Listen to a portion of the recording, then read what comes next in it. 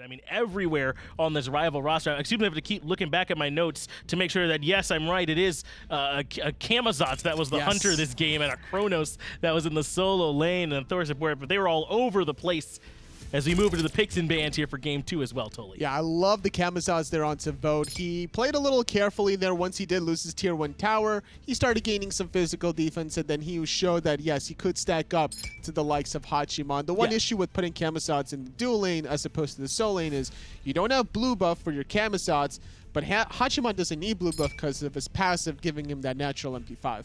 And we talked about how you, even if you want to go with something that's non-traditional, you want to make sure that you're still filling all the same roles, getting all the same stuff accomplished, even if it doesn't go in the same place or on the same players. And that's what they did. I mean, Deathwalker played Kronos, so it was like they still had their hunter. It was just over in the solo lane. You know, and it was like they still had their solo laner. It was just in the hunter role. Everything still added up. They just kind of moved it around. It never surprises me when Deathwalker plays something a little unconventional. Not at all. You know, he'll play Ares, he'll play Geb, he'll play Alpwash, playing the Kronos. More standard than the last 3 gods I just mentioned. That's right. Camazotz, though, is going to be the first selection here for Mousesports. They'll be first pick this time around. Banned away the Dodgy, the Nemesis, the Thoth, the Giannis. Those are going to be gone, but Nuwan Ullr gets snapped up by Rival in response. It's not a bad look here to have your Hunter and mid-mage locked in. It's such a highly prioritized 2 picks between Nuwan and Ullr. A lot of burst damage from both of them. Should be having good lane control. Should be good lane control between them. They'll be going up against the Camazotz and Hachiman. Not particularly in the same lane, except as Hachiman, though. Likely will be dueling it out with one of those. Discordia is going to be the next selection. Likely going to be in the mid lane. We've seen the Strife be so powerful, that Apple be so powerful as well. Discordia has so many tools. It's just so annoying to have to walk into the jungle whenever there isn't vision on your side of the map, and then all of a sudden Strife over the wall, you're rooted in place, you get hit by everything under the sun, and then you're just counting the seconds until you get back to the battleground. Cerberus going to be the next selection here for Rival. And I like this pick. Cerberus has been very valued, not just because his ultimate is so good at getting cooldowns on abilities or forcing relics onto cooldown as well, but just because he can provide such strong damage. I mean, if he can hit that stun, if he can hit the Ghastly Breath as well. It's very important to reduce the magical protections when there's so many items that can provide you that protection, and sets up Nuwa for more damage on the fire shards. More importantly, trying to find that last hit potential. We're going to that second ban phase. Athena and Nox going to be banned away, and that feels like the banning away Mouse Esports starter kit. If you want to make sure Cherryo can't have the Athena and Dardez, can't have that Nox. Definitely not going to be the case for him, whereas Mousesports banning away the Serket and the Robin. Knowing iceicebaby, I was going to say maybe the Susanoo, but Hunbats is another interesting style. Great Engager has a similar idea and method of being able to engage with the Furious Monkey as opposed to the Jetstream from Susanoo. You assume the Assassin's going to be going to Ice Ice, but hey, I mean, it might be Kala's playing in bots again this game, or who really knows. They did have a bit of fun there with that draft in Game 1, but I think there's some merit to it, and I wouldn't be surprised if we see them try things like that later on in the future. Sobek, and then the Hell pick coming out from Mouse, so I like this Hell pick. I do too. Hell is one of these goddesses that can really have a lot of effects in the later stages. Once she's able to transition from the early game, she gets the items. Her healing out of combat is going to be really difficult to truly handle, but with the Ymir selection from Rival, that wall, Hell can't go through walls. She can't cleanse it or any of that, no. Yeah, there's going to need to be a Phantom from Mousesports. They're going to need a way to be able to get through those walls that Ymir will be putting up for them. But totally after Game 1, after seeing these 2 drafts, Mouse or Rival, who you feel? I think Rival, honestly. I like the combination of this double Guardian, Cerberus, and Ymir. A lot of damage and a lot of lockdown. Yeah, it is a lot of lockdown with this draft. Well, let's go ahead and get it over to Tom and Aggro to find out what happens. Hell can walk through walls. Very exciting. She's not Giannis. Looking at what we see here, I think we actually are going to get the Hell mid.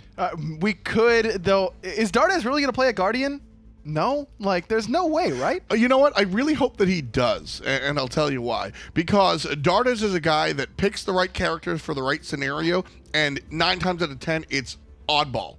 But if he plays something meta, then it's kind of showing us that he doesn't just pick the jank for the jank. He's picking for the games, something that I sincerely believe in, but I do want other people to kind of join me on this train. Yeah, I mean, he would play a lot of Fafnir last year when Fafnir was hyper meta and just at the peak of his prime, and Dardez didn't like playing it, but he was forced to play it and did very well on it.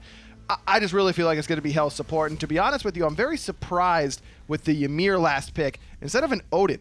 Odin would have locked in, you know, the anti-heal for the Hell, the Sobek gets locked in, the Hachiman can't get out of it, Discordia only has a little leap.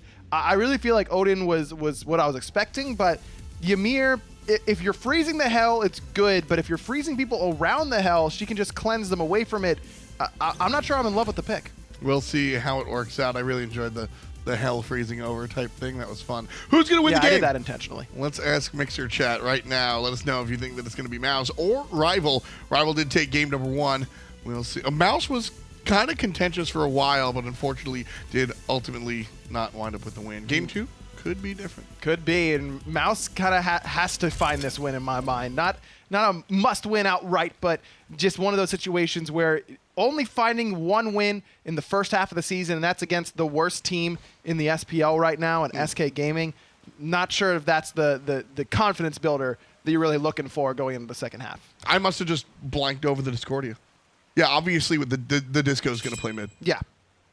Yeah, so Dardez is going to be on the Hell support, something that we've seen very successful from even the players that don't wander into the deeper end of the support pool. Players like Emilzy really swore by this last year, and we even saw some of the North Americans pull this one out as well. It's just a consistent pick in the late game. Now, in the early game, it can be pretty volatile, but it's very hard to handle throughout all stages. In the support role where you're not worried as much about the damage, it's really hard to deal with the healing, the damage she does bring, the poke, the lane clear, and then, of course, the cleanse. That's all very hard to deal with, but in the early game, it's easier to just burst through that low healing output. But once Dardez, gets the Lotus Crown, a Rod of Asclepius, these items that boost his survivability and the survivability of his teammates, Hell becomes nearly impossible to deal with. 7% on the side of Mousesports. That's down 1% from game number 1. Yep, 8%. 1% of you lost faith. And I really feel like 8%, or 7% I should say, just see Mousesports and go, I like Mousesports. I'm clicking them. Mousesports is getting 7% every time. I really enjoy what Mousesports comes out and brings every time, and I feel like this is the way I wanted this team to play earlier. Oh, BigManTingz and Dardez is going to look for a little bit of a proxy farm here. Not enough to fully clear the entire wave, but gets pretty close. And this is leaving Jermain out on an island right now against the Ymir Ullr. You're not going to out-clear them. You're not going to out-poke them.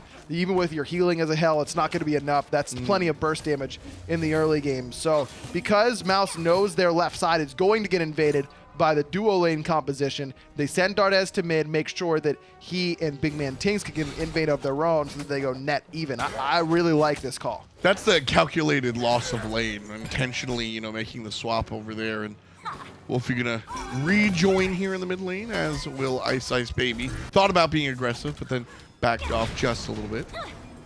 It's what you expect when you've got a Nuwa there with you, but might not have a choice because Cherryo's coming around the back. Wlfy has to use the Aegis already, and he's toast here. No! The stun! Nice stun! Okay, I was going to say, no way he gets out of that one.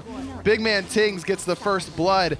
That's just a good rotation in. Not used to seeing the 3v2 this early on in Season 5. Even 2v2s are kind of rare this early in Season 5 in the mid lane, but that's the old Season 3, Season 4 sort of special right there. Everyone in the mid lane. Man, I love what Mousesports brings out. Even when they're not playing weird picks, they're pulling out these odd strategies that you're not expecting. And Team Rival, a team that really functions off of their opponent's discomfort, Mousesports never really look like they're ever kind of out of their element because they play on this side of the pool, man. It's true, but they're going to have to be worried about what Rival's going to bring in the later stages, because the more I look at this composition, I mean, you've got the walls that the Colossus is going to have. Again, I really thought that was going to be an Odin, but the Ymir is pretty solid. But Deathwalker on the Cerberus, remember, Cerberus has innate anti-heal just from being a good boy near you, and then he's actually absorbing some of that healing as well on top of that. So it's going to be pretty difficult once these team fights start happening. If Deathwalker gets a Pestilence, you're not going to be healing near him really at all. Yeah, I don't I'm not really seeing the hell pick here, Ryan. Yeah, but Dardez wasn't going to play a Guardian. Does he even have Guardians unlocked? Like, he probably doesn't. It's oh man, I don't know. It just seems very. It's very interesting to see the hell picked, and I'm using interesting as a euphemism, into the Cerberus. Like, what's the thought process there? The hell just gets big enough in the early to mid game that by the time Deathwalker comes and starts impacting these team fights, it's not going to matter. Or that you're going to be able to out of combat heal, and the in combat healing will be hurt, but the out of combat healing will be enough where it doesn't affect you as much. That's the idea, is that you won't see him in time for it to matter. The back off and siege attempt is what they're looking for. One of the nice things that we have seen out of Mousesports is Jermain. Jermain has showed up today, and I think this is his first Pro League game in Season 5.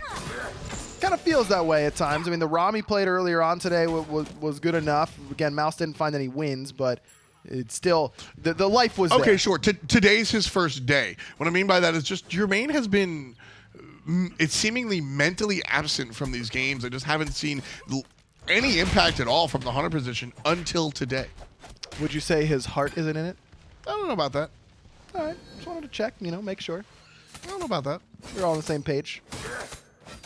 I agree with you, though. It just hasn't been the same Jermain that we're used to seeing out of him, and whether that's the practice or the games themselves or the passion level, it's impossible to say from the outside looking in. But it's just easy to tell whatever you're used to seeing him be one of the best ADCs in the entire world, and so far in Season 5 haven't really been able to make an impact. And I'm gonna get ahead of all the people that I know will send in the comments in the chat or whatever that say, oh, well, it's all hunters in Season 5. Hunters are all trash. I don't buy that argument. I don't buy that for a second. There have been plenty of hunters who have had really, really good performances, have carried their teams in damage, in the game, in kills. I don't buy that argument at all. Is duo lane weaker than it was in Season 4? Absolutely. No question about it. Is it a hunter problem? No. It's a duo lane problem. Right. And we've seen a lot of mid laners and assassins step up before where they couldn't. Now it's just the way the meta goes, man. And I really feel like it's only a matter of time until some team does kind of what Mousesports did early, which is just put their support in mid, but then never come back. Just never come back to duo. Let them, get pushed under tower. We will be there to defend buffs. Me and the mid laner as the support. The jungler will come over as well. We'll see you at that point. But until then, you are solo farming. And I think that we'll see hunters have plenty of success whenever a team decides to try that out. Well, Jermain's certainly hoping to be on the good side of that conversation. Certainly making the impact today, as I said. And I mean, that's important for this Mouse roster. Bruise brothers are the core of this team. The duo lane is the central focus point before Cherryo joined on. Now you look at Cherryo a little bit more, but Dardez and Jermain are what brought this team from Myrmidons to Mouse. And looking at the lane now, Dardez is slowly but surely just becoming the guy, and Jermain is kind of becoming his pen to Dardez's teller. iceicebaby does secure the blue buff. Had to use the ultimate, but in the early game, a buff like that is actually worth more than the kills. By the way, I gotta say, Myrmidons to Mouse, great title for some sort of content related to this team. That's a good one. Nice wall. Kala's going to separate just a little bit. Mouse not going to suffer too much from dropping any of that farm there. Hunbat's coming towards the mid lane. Could wrap around on Wlfy if he chooses to. That'd be a nice play from iceicebaby, but ultimate not available, so probably going to walk away. And BigManTingz is so safe on this Discordia as well. It's kind of the pick that he stormed in to the Pro League on. So you say that, but Fear No Evil does a great job of not making that Discordia safe, because that entire cooldown cloud that he sits in will just get eaten. The entire thing gets hit by Fear No Evil. But that's only if iceicebaby is right next to Tingz. If he, just uses the 3 to get in there, or just walks behind him and Tingz starts to realize it might be one of those situations where you drop it right on the edge. And in some of those cases, I think BigManTingz will be able to get out of it. Plus, the Golden Apple ultimate allows you to become CC immune, so he can start to channel that and prevent himself from getting hit. And I really feel like Discordia, in a lot of situations, nice wall by Kalas, gets him out of danger. It does very well against Hunbats, because once you go into that Fear No Evil, a lot of players will pick up the hands and go for the overhand smash.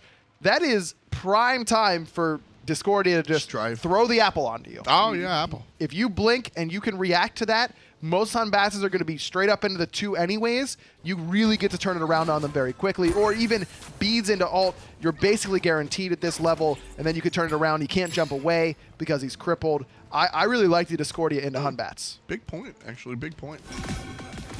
I was on the other side of that conversation, honestly, until you broke it down like that. I think that Discordia has a lot more tools than might present themselves at first glance. Looks like Tingz actually might be going for Chronos Pendant. First time I've seen that as a Discordia in the Pro League. Blue buff invade again. This time goes unsuccessfully. Oh. Now Deathwalker plucked back in. Nuwa ult coming out as well. iceicebaby really low, but Cherry can't close the gap. Oh, and he can't get it with the ultimate, so the turnaround will happen. Nika cuts him down. Deathwalker shows up with a tail wag, but it's not good enough. Nika gonna dodge out the spit. So he's totally fine. We're talking about the Ymir freeze earlier on being cleansed out easily by Dardez, but how about Cerber Assault? If Dardez doesn't get picked up in there, or even if he does, as long as he can see it coming, that cleanse will really stop that big initiation. But that little engagement wasn't available, and even if it was, it wouldn't have saved Cherryo's life. He committed to making sure that iceicebaby was going to fall. And the fact that that kill went to Nika, I think, is a really good thing for Mousesports. Solo Beck, one of those great team fighters. We talk about it all the time on the disruption that he brings in the midst of these team fights, and making sure that he is, even at the very worst, with Deathwalker, is something that can really make sure that he can get to that later stage. Oh, Jermain just hanging on by a thread here. Team Rival going to be able to look for that tier 1 tower and probably get it, actually.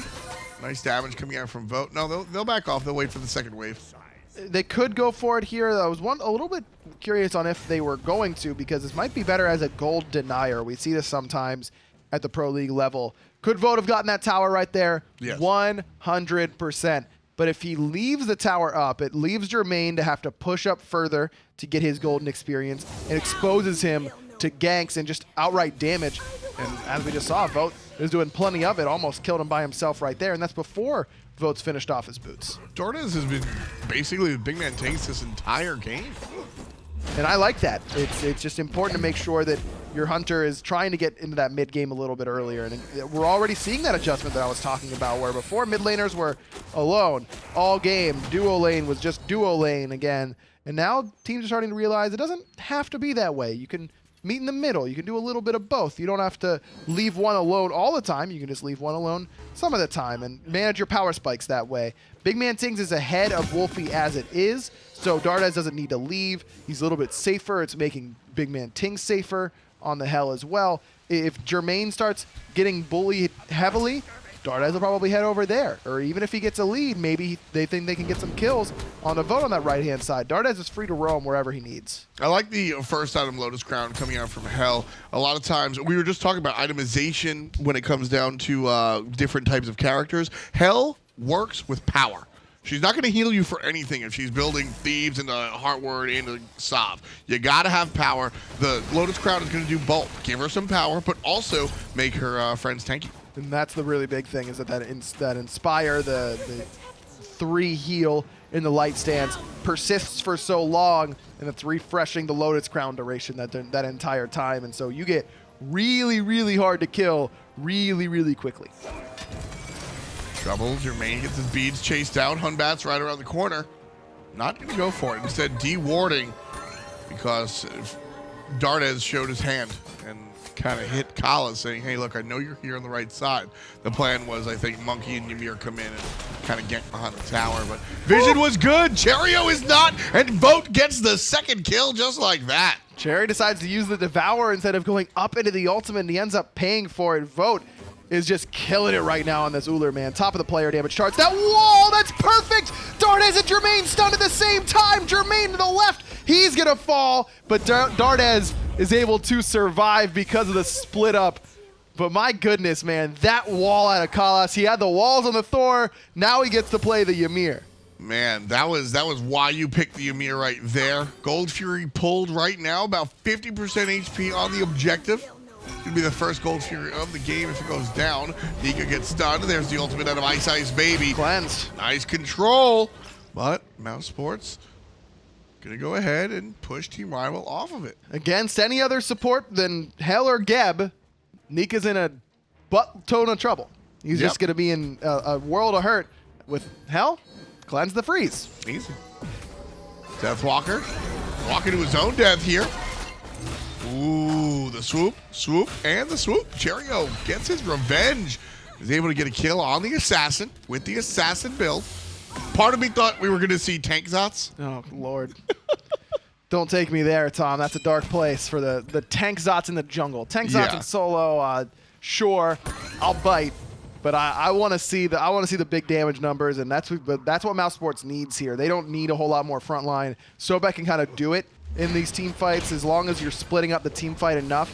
You let Hell kite in the back line, keep the carries alive with healing instead of CC or protection, and then allow Cherryo and Nika to actually kill people on the back line. I feel like that's been a problem for Mousesports, is they just aren't killing people enough. They're getting them low, but the way that they're structuring their team compositions, it lends itself to not fully killing people in the back line without the true assassin or the true damage dealer that's going to be way on the hunters or in the mage. So this is much more traditional, and while it can work, it hasn't. So I like Mouse going for something that is proven to work. Right. I mean, we were looking at Energy versus Rival or Energy versus Mouse earlier in the day, and there was a game where it was a blowout, but Energy did 6,000 more player damage than Mouse. So the reason was they weren't finding those last hits. So very important. Here comes the initiation from Team Rival, and just like that, Dardez is going to eat it. Wlfy, nice stuff. 1-1 and 2 for the mid laner. But it's all off that stun from Kalas, man. This Ymir again, so impactful, and that's what I'm talking about. Whenever you freeze just the Hell and you don't give her time to cleanse herself, that will end up being fruitful for you. But if Dardez is able to stay back, he's really got to be behind the back line. He's got to be the back line to make sure that he can save those mages in the Hunter Jermain from those sorts of initiations. Jermain running away right now from the Blink Uller, but he still catches him. The beads are down. iceicebaby from around the block.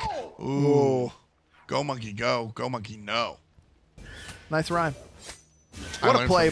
What a play by Vote, though. Vote is just looking amazing so far today. I really feel like his transformation from middle of the class hunter, if that at the beginning of his career, to now, I believe he's one of the best hunters in the world. He has looked so good, and that's been a big reason why I think Rival has made the big jump, is Vote's individual transformation. Yeah, I think he went from a role-playing hunter with Deathwalker and iceicebaby at the forefront of the team to now everybody's really stepped it up, Wlfy included, Kalas as well. But, it's funny, Vote becomes the natural-born killer after he drops it from his name. Yeah, that's kind of... When you stop having to tell people and you just get to start showing people, it ends up working a little better. That's really exactly what I think we saw out of Vote. Nice stuff there from the Scotsman. 4-3 so far, 15.5 on the clock, and our game as tight as can be. I think 500 gold separates us, maybe. And at 15 minutes, if you would have asked Mousesports, yo, you're picking Hell, but you'll be even at 15 minutes. Are you cool with that? They'd say, absolutely, we're totally fine. Even with the Nuwa on the other side, even with the Cerberus, some really good late-game team-fighting gods, this is supposed to be a slow game if Mousesports wanted to go according to their game plan. iceicebaby with the Transcendence. Again, not the Heartseeker. Love this one. Cherryo as well. Both of these characters...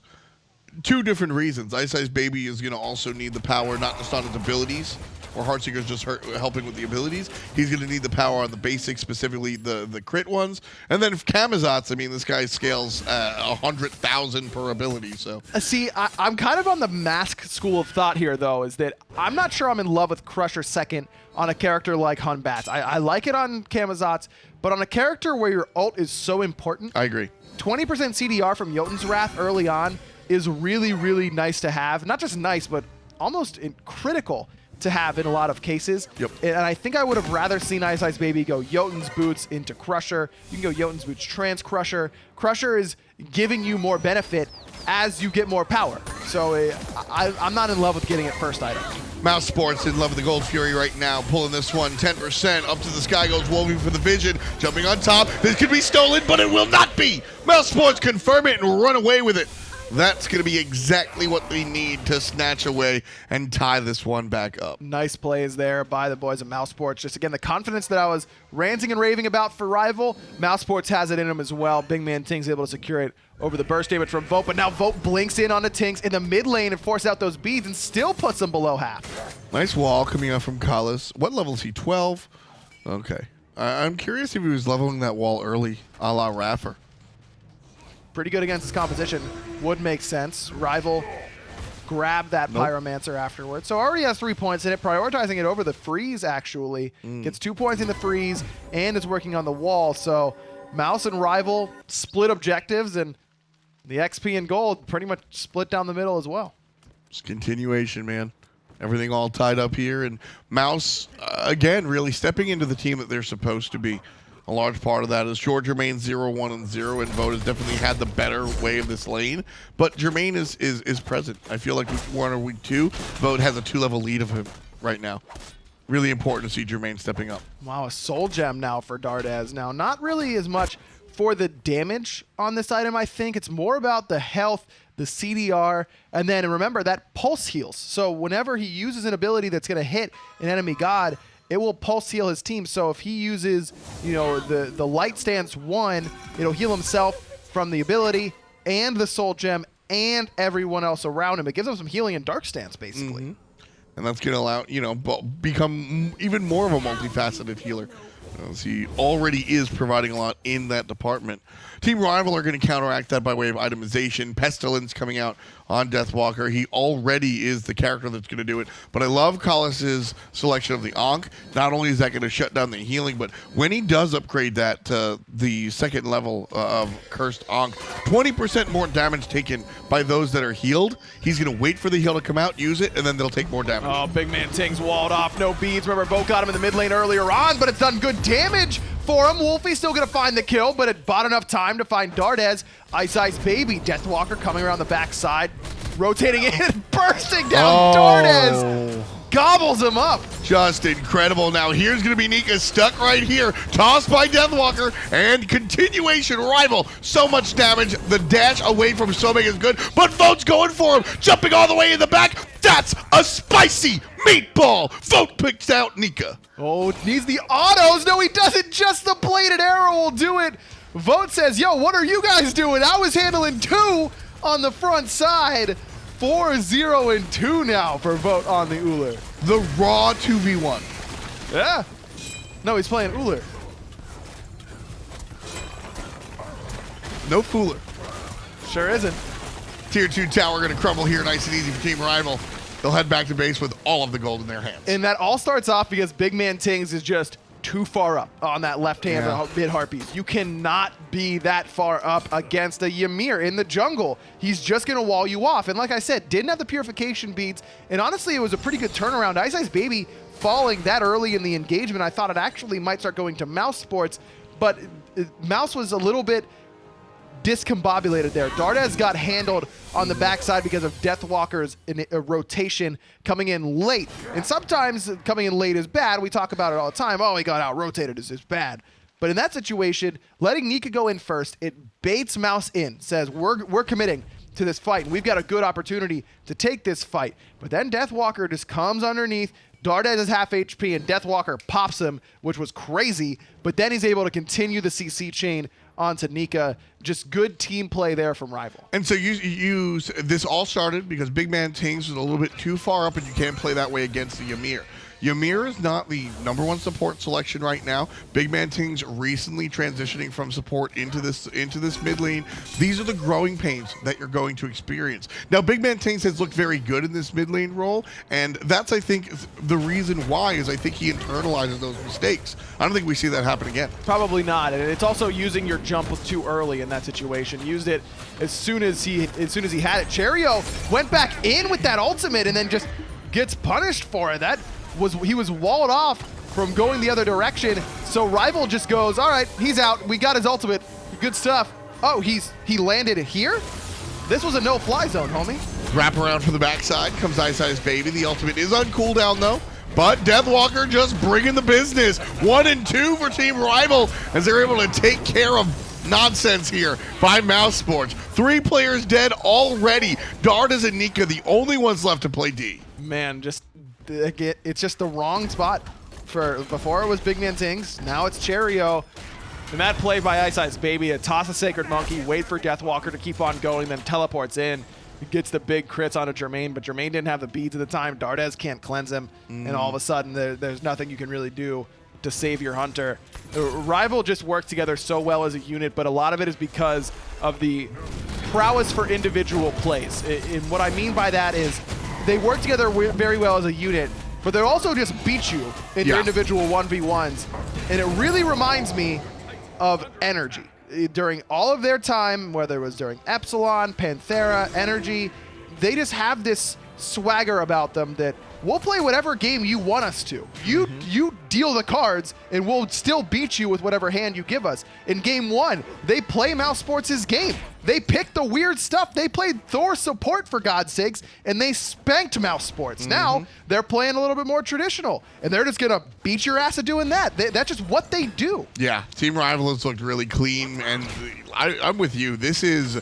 Energy are still strong, but I mean, this is very reminiscent of that old style, that Epsilon esports, where all 5 positions, we're going to beat you 1v1, but we don't have to because we also play as a unit, and that's when things get really, really scary. You can have LeBron and 4 supporting members, or you can have just 5 dudes that are great at the game. But the difference between teams like Energy and Rival and Dignitas, to me, is that when things are going bad for Rival or Energy, they default to team play. They go back to fundamentals, they play the game as a unit. Dignitas, I think, towards the end of Season 4, had some troubles and then defaulted to individual play and got eviscerated because of it. That's the difference and why I think that Rival and Energy have seen the consistency, not as long for Rival, only 1 year, but the consistent rise from them. Every time they faced adversity, they trusted in each other and played around each other instead of just trying to become the stars themselves, and that's why they succeeded. Collis walling off the escape for Jermain, forced on the left-hand side. The left Phoenix is the target for Team Rival. Nika in front for Mouse. Gonna take the brunt of the damage, forced into the ultimate already. Minions coming down the left lane. Team Rival here. Deathwalker in front. There's iceicebaby, but the cleanse is good for Jermain. iceicebaby doesn't care. Takes care of Nika. Jermain back in the fountain. 5-on-4. Oh, Deathwalker might be able to just find BigManTingz as well. No, he's forced back to the fountain with his Aegis because Vote is taking care of business on the backside. Left side, Phoenix falls.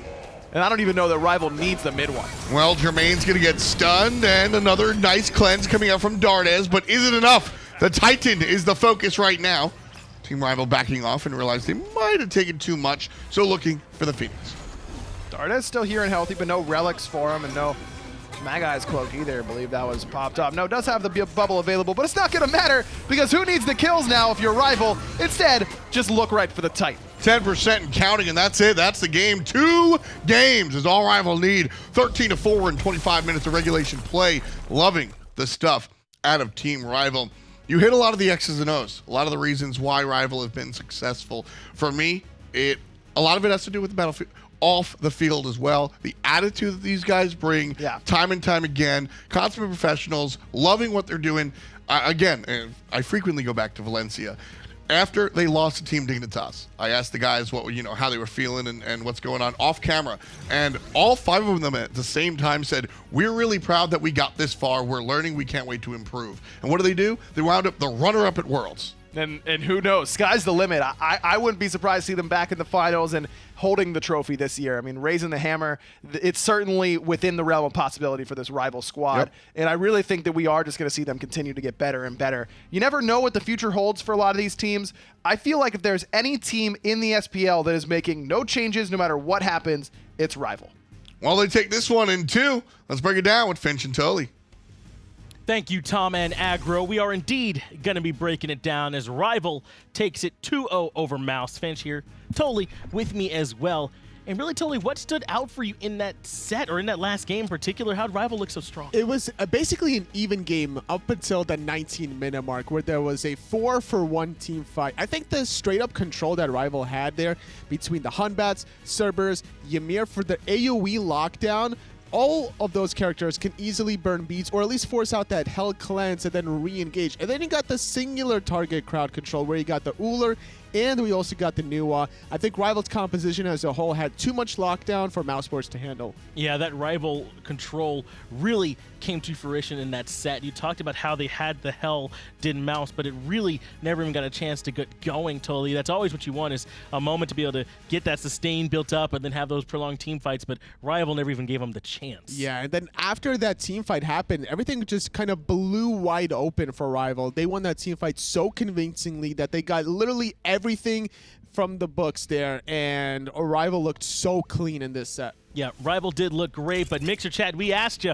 who is the MVP, and you answered Vote was your selection. 6-0-4 for the Hunter for Team Rival. Looked good on the Ullr all game long. These axe stuns, the long-range damage. I mean, he was too much for the Mousesports boys. He's feeling himself every single time I see him playing Ullr or anything else, starting off with a blink.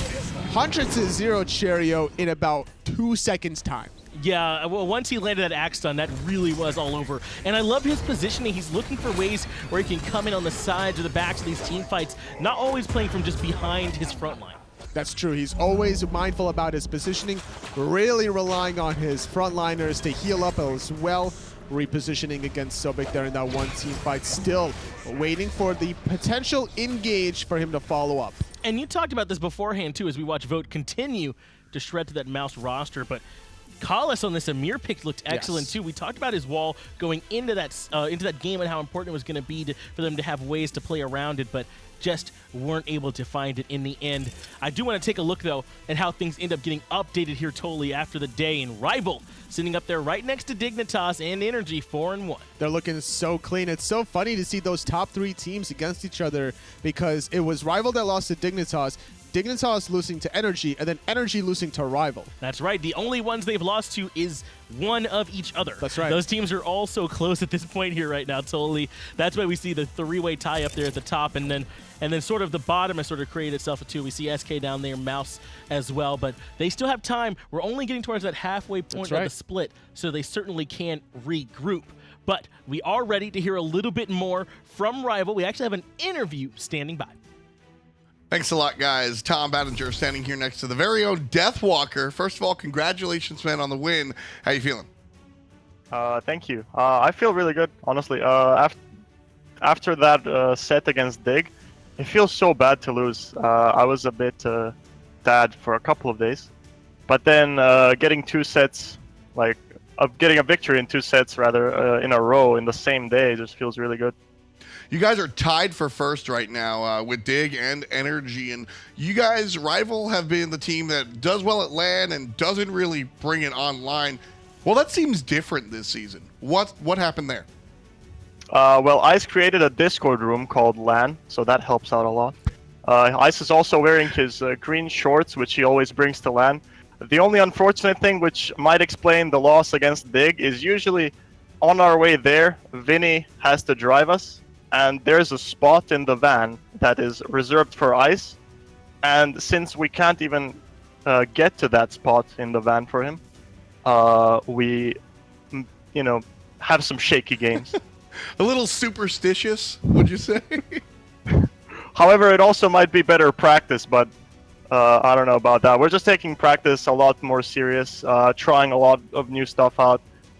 Just figuring out the meta as fast as possible, really, unlike previous splits.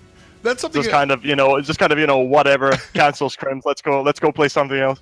But right now it's like everyone's kind of trying their hardest to figure out what's the best and what's not. Yes, season 5 seemed to have, breathed new life into the game. And you mentioned the meta, and you guys have always been sort of around the meta. You personally bringing out the really, really strange stuff, but always finding a reason to. Kyle's playing Thor support here. Talk to me a little bit about your team's approach to the game, what the meta means, and, what the picks allow you to do. Well, first of all, we kind of just go back to the standard stuff of the previous season when you start playing scrims in the new season. But then as the season goes, you kind of see these weird picks in ranked or just weird picks in scrims that people play that end up being very annoying against you. And then when you play it, you just feel like this is doing work for us. Like, we should probably try this out legit. And then after trying things out multiple times, see if it works.